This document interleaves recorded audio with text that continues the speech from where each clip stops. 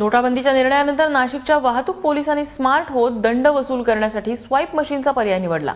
मात्र ही मशीन वापरायची कशी याचं कोणतंच प्रशिक्षण वाहतूक पोलिसांना देण्यात आलेलं नाही आणि त्यामुळे नागरिकांना दंड भरण्यासाठी रांगा लावाव्या लागल्या। अखेर मोबाईलवर बोलत असताना पकडलेल्या एका दुचाकीस्वारानंच पोलिसांची ही अडचण जाणून घेतली आणि त्यानं ती सोडवली।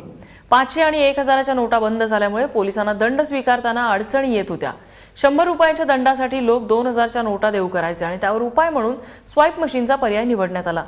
मात्र हे मशीन वापरायचं कसं याचं कोणतंच प्रशिक्षण न मिळाल्यामुळे भर रस्त्यात पोलिसांची फजिती उडाली। लोकांकडे सुट्ट्या पैशांची चणचण आहे। त्यातच नवीन नोटिफिकेशन प्रमाणे वाहतुकीच्या जे कसूरदार आहेत त्याच्याबद्दलचा दंड देखील बराच वाढलेला आहे।